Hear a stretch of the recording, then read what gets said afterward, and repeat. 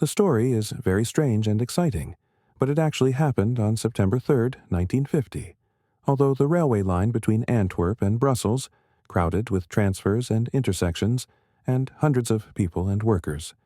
But what happened was very strange. The story began at 6 o'clock in the morning. The driver, Gaston Myers, came to work and was feverish and pale.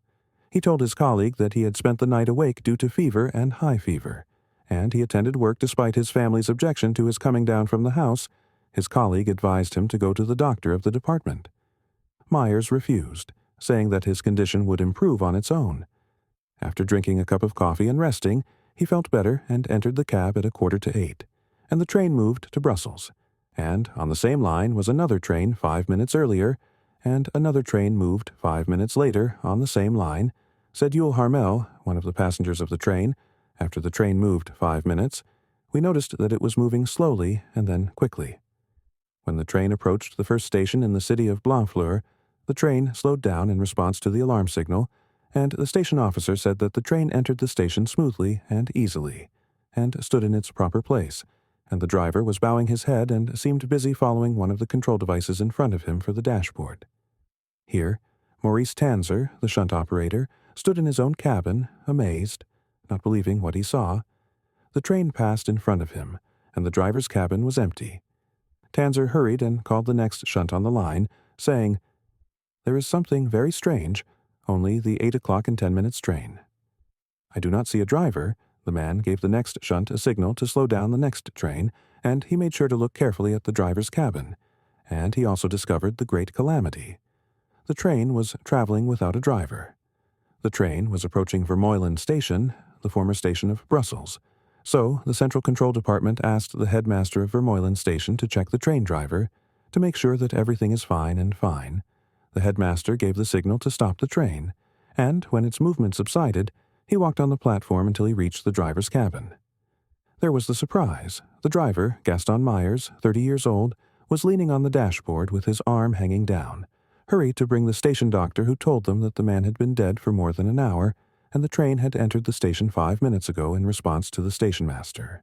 And, strangely enough, the forensic doctor confirmed the words of the doctor at the station: "No one knows how an electric train travels." Passing behind the signals and transfers, slowing down its speed when entering the stations and without a driver, his driver breathed his last while driving, and yet the train completed its journey in a normal manner. So is the ghost of the man who completed the driving and protected the lives of hundreds of innocent people riding the train. No one knows. It has remained a mystery until today that has no scientific or even logical explanation, and horror has many faces. If you have a horror story or a strange situation that happened to you or someone you know, tell us and write it in the comments with the name of your country, to learn about what scares people in the Arab world and the world, or send it to a page for Horror Has Many Faces by. Introduce myself. I'm a writer interested in the paranormal and strange things that have no scientific or logical explanation.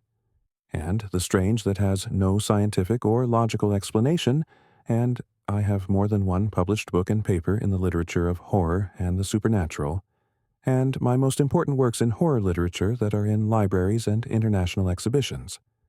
The novel of The Curse of the Shrine, the novel of The Dark Consort, the novel We Know What Scares You, Solomon's Oath novel, Al-Mabruka novel, the Cemetery of Gilead novel, the novel of The Daughter of Friedel, the novel Letters from Hell, Sadim novel, the novel of The Old People's Shop, the novel of The Necklace of Hell, a collection of stories, Hell of Ghosts, The Curse of Spirits, the Azazel Chronicles.